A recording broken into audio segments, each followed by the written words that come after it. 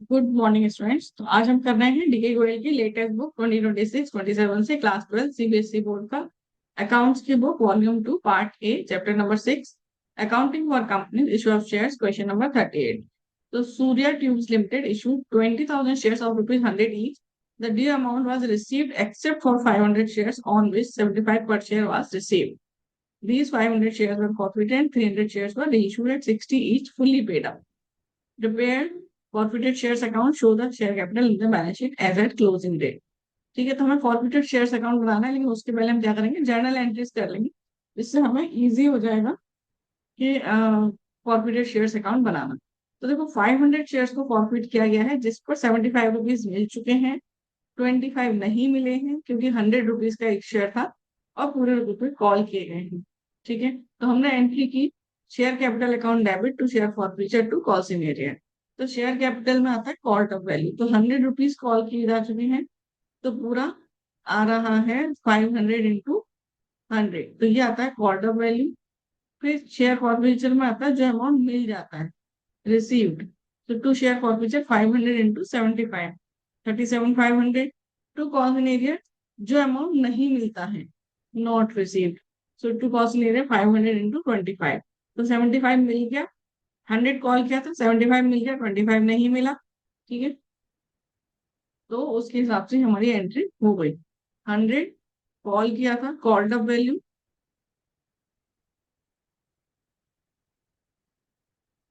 75 received, 25 not received.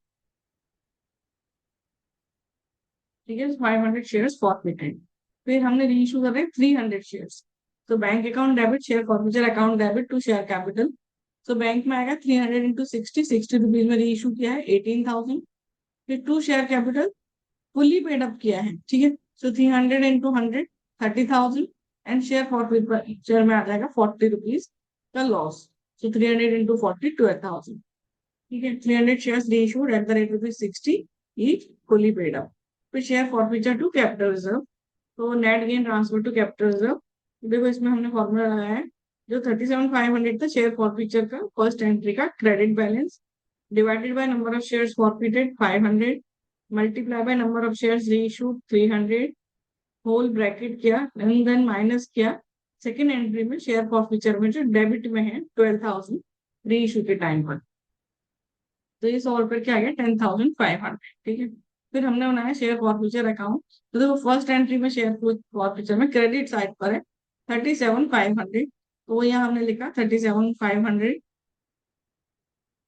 फिर second entry में share forfeiture debit side पर 12,000, तो वो हमने यहाँ लिखा डेबिट साइड पर 12,000 to share capital. Third entry में शेयर फॉरफिचर डेबिट साइड पर है 10,500, तो लिखा 10,500 टू कैपिटल रिजर्व। फिर हमने क्रेडिट साइड का टोटल किया 37,500 और डेबिट साइड माइनस किया 37,500 माइनस 12,000 माइनस 10,500, 15,000। ठीक है, तो शेयर फॉरफिचर का बैलेंस आ गया 15,000। हम बैलेंस शीट बना रहे हैं जिसमें 4 कॉलम है, particulars, note number, current year, previous year. First हम करेंगे main heading equity and liabilities, फिर शेयर होल्डर फंड्स, ये भी हेडिंग है। फिर शेयर कैपिटल, शेयर कैपिटल का नोट नंबर 1 बनाएंगे हम, notes to accounts, note number 1 share capital. Authorise share capital, तो ये हमें नहीं दिया है तो हमने डैश डैश करके लिख दिया है।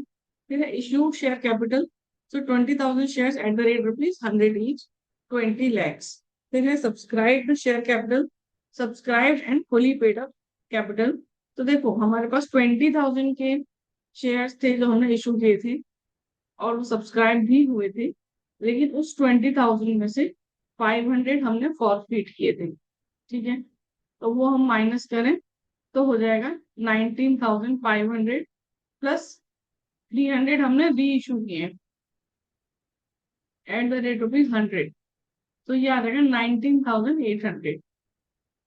सो 19,800 shares at the rate ₹100 is 19,80,000 at forfeited shares account.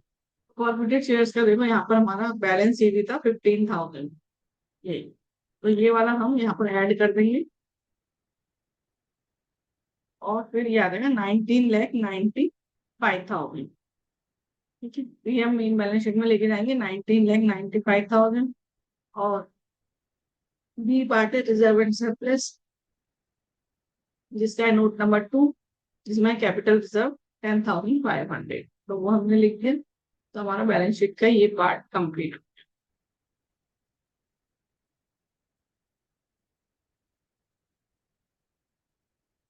Question done. Thank you.